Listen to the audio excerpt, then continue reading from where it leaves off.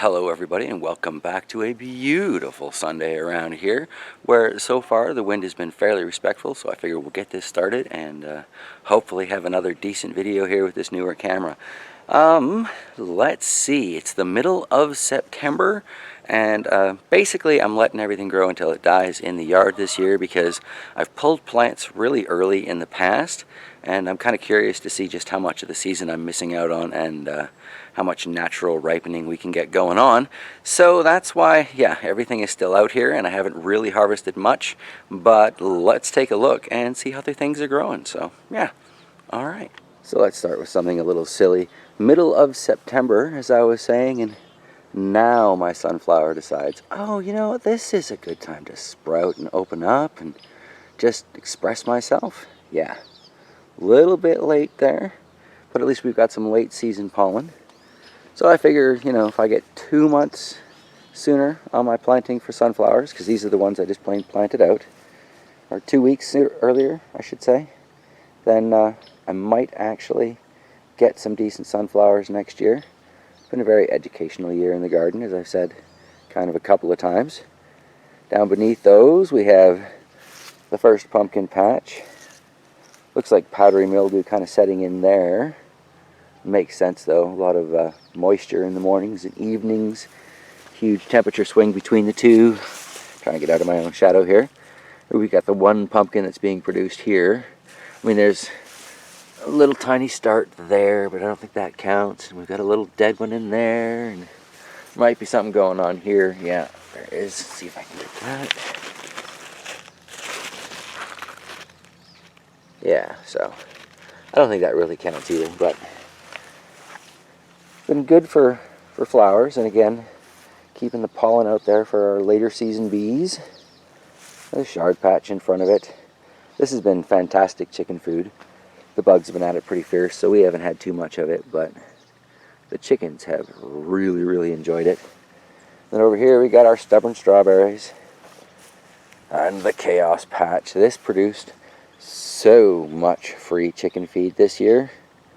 But I do intend to clean it up and do something a little bit better with it next year. One little row of garden along the edge doesn't really cut the mustard.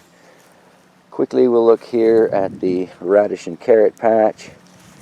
Carrots are still pretty insignificant. Like, that's pathetic really. Last year's carrots were just glorious.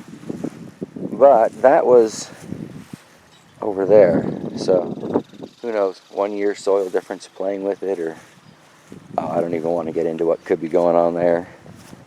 Let's see, up here we still haven't pulled these taters yet. Going to be quite curious. Nice little cover of greens in there, so I think, you know, we might actually have some decent taters in there. And we recently got a deep fryer as a gift, so having some fun with that. The semi-chaotic sisters patch. Well, I have learned a few things from this year. We're going to discuss those, I think, in upcoming videos. So I have a few different things I want to say about corn, and this espresso variety corn in particular. We have gotten a couple of nice ears off of it, and it's been a very enjoyable corn. But I've learned, yeah, a few lessons here. The pumpkin patch up front of it. Got some nice growth, you know, there's no arguing that. Some nice color coming in on that one. And I have a few random pumpkins in random places. You know, hopefully you can see that one down there. And there's one kind of, it was hanging in the middle. It's gotten a bit bigger, so it may have fallen by now. A couple little ones all over the place. So as this dies back, and they take a little bit more color like that, it should be a little easier to spot them. We'll see what's coming up. Let's see. Can I get that little guy in there? Haven't quite figured out my angles on this camera. Hopefully we're getting it kind of hiding underneath that one leaf. Been looking up recipes for green pumpkin use. Haven't found too much of interest yet, but only just gotten started on that adventure. These beans have been an awful lot of fun. Nothing really fully ripening yet there. Let's see, I'll once again get myself out of my own way. Snap, crackle, and pop go the knees. You know you're getting older when. That almost feels like those could be, well, not that one, at a decent size. Kind of want to pop this open, see what we can see as the squirrels go nuts in the background. No, it doesn't want to just plain pop for me. Guessing that means it's nowhere near ready, but it does feel like there are some nice large broad beans in there. Now I can open these up and use them like a buttered bean, right? Love some feedback on that. I'm pretty sure any old broad bean you can use that way, but like I've said before, don't really grow a lot of beans. Kind of my first year with it, really. Nice looking ear there. A nice looking ear going on down there. Like I said, we've gotten a few. The bunker garden. Oh, this poor bunker garden. Might be time to trim down the grasses on that. I really did expect a lot more productivity out of the bunker garden pepper plants, because everything else that's gone in here before has done particularly well. I mean, I think this was our best location for pumpkins as well. We do have some really nice looking pods on here though.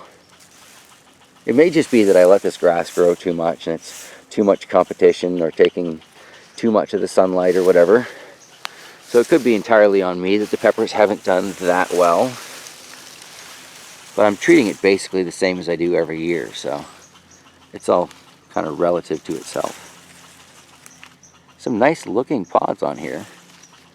Just not as many of them as I would have expected, and not as much upward growth as I really kind of would have expected. These Caribbean Reds, these have not done jack. I think I got one pepper off of these, and it doesn't really look like I'm getting any more. That's a bit of a tragedy, but the pepper patch itself is nice. So here we've got the orange habaneros up front. Lots and lots of flower starts on these. Again, with a slightly longer season, I think these peppers would have been really nicely productive. They've been dealing with a lot of competition from the thistle lately. But such is life. I thought I had seen a pepper on one of these two earlier. Oh, there we go. Way down there. Starting to take a little tiny bit of color. But I think that pretty much represents the entirety of our orange habanero harvest this year. Ooh, itty bitty baby pepper there. Doesn't look like we're going to get much more out of the Naga Vipers than that either, if we even get that. But, you know, this front patch that survived everything in the dungeon, the fact that they're even alive kind of impresses me. See, behind that one thistle we've got the Santa Fe Grande. You can kind of see a few of the peppers left on there. Been enjoying those skewered and roasted over the campfire. Really brings out the heat in those. Otherwise they're a fairly mild pepper, so it was a bit of a shock the first time I bit into one of them, really. We got those Trinidad Scorpion Butch Tea Red. Beautiful, beautiful tall plants. Lots of flowers. 2 pods on one of the plants. Oh, it's rough. That said, these pods do look a little more dangerous than the ones I got from the indoor plant. So we can find that other one here. That one there. Hopefully they'll take some color. But again, 2 pods from 2 plants. Not a fantastic harvest. And we're into the Caribbean Reds. These plants have really performed well on the second canopy. There are a few of them that have pods. It's kind of hard to see because it's, like I say, it's performed well on that second canopy, so it's kind of covering up everything else. Almost need to get down on ground level to look at these plants. But there are, oh, I don't know, I'd say maybe between half a dozen and a dozen plants, or peppers on, I think I've got a full dozen plants here, so probably not a variety I'm likely to regrow. And again, you know, with an extra month or so, might have actually done really, really well. So it's hard to say. It's hard to say. But right now I'm really kind of more into the exploration of what is going to do well kind of on its own with the natural season that we've got. And it does look like the lemon habanero patch is really a winner on that. And we are going to get down to ground level here.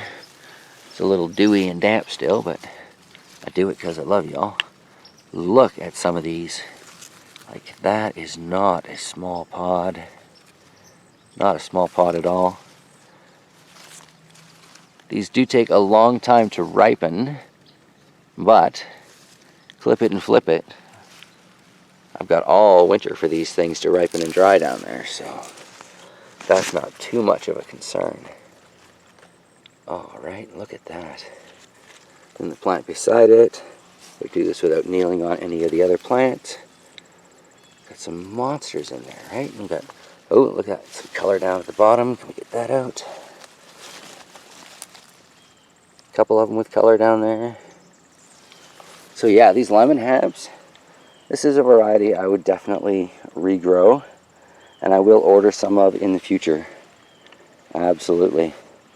And then this is something I want to get into too. We got the parsley, from which this tomato volunteered itself. But if you look at that, you see how big that is? I mean, there's my thumb, and there's the base of that one parsley seed.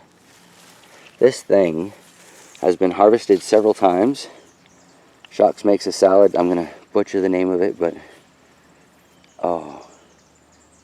you know what? I'll ask her.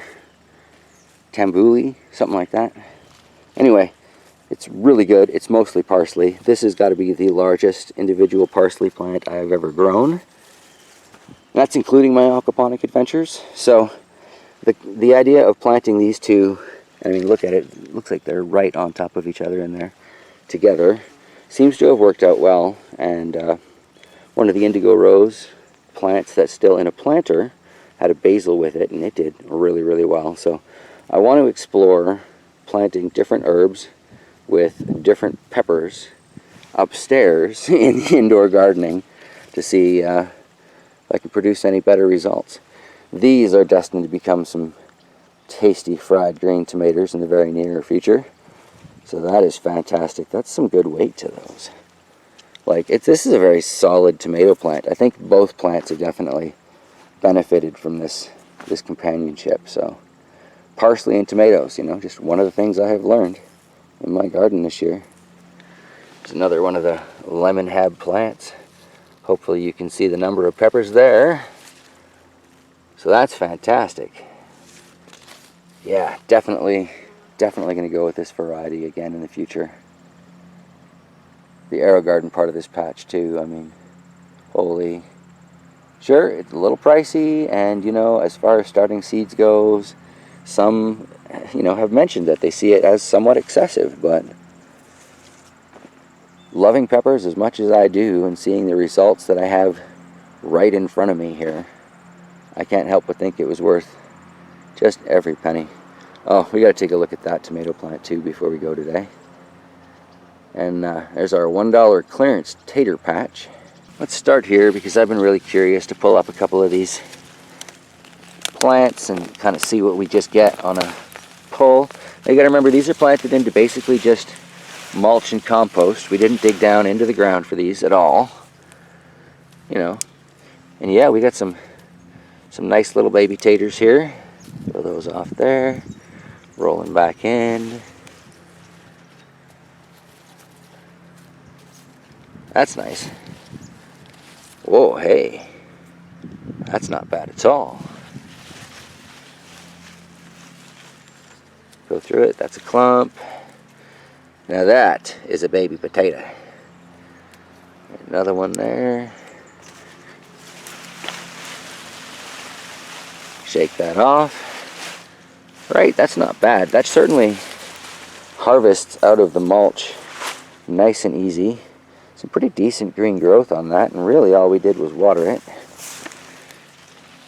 I think I might have to, oh, straight tater. I think I might have to keep up with this tater growing thing, especially if it's that simple.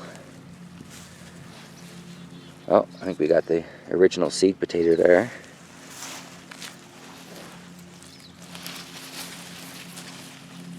That seems to be coming from another plant, so we're just going to shove that back up onto it. Pull these to the side. What else we got in here? Oh, there's the leftover little baby red potato from the harvest earlier.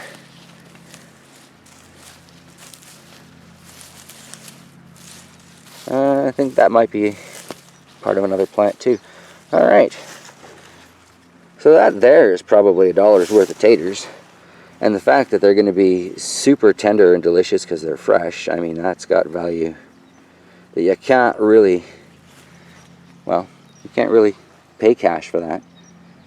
You got to grow it fresh to find out what it really tastes like fresh. Anyway, I wanted to look at the fallen indigo rose up there, because while that looks like a tragedy, I'm actually really proud of that. Which begs the question, why would I be proud of a plant that's fallen over and just can't cope with life? Do you see that? It's broken.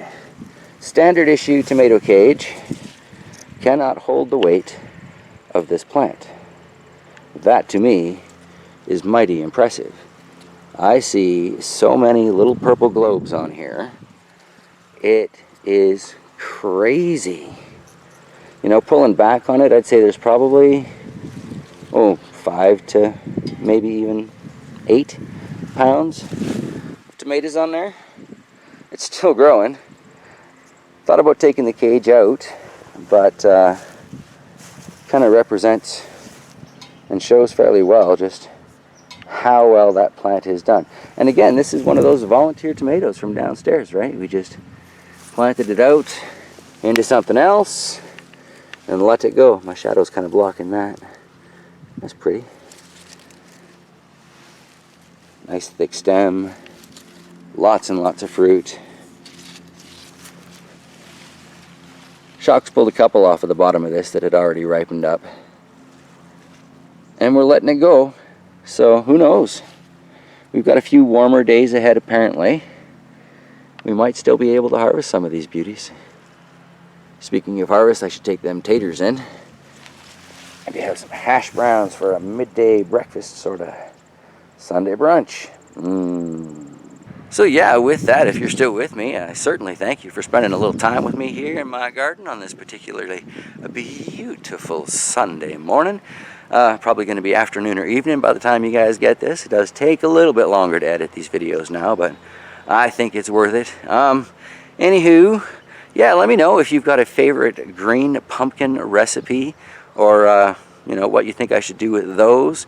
And stick around if you're curious to see kind of individual videos discussing kind of some of my greater lessons from the garden this year and some of the things that I think are my greater successes and failures. So yeah, much love to you all. I will see you, well, if things continue this way, I'll definitely see you next Sunday for an outdoor garden update.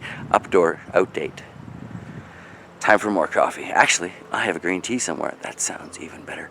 All right, much love to you all. Go get yourselves a nice, comfy beverage, and have a fantastic week ahead. Take care, everybody.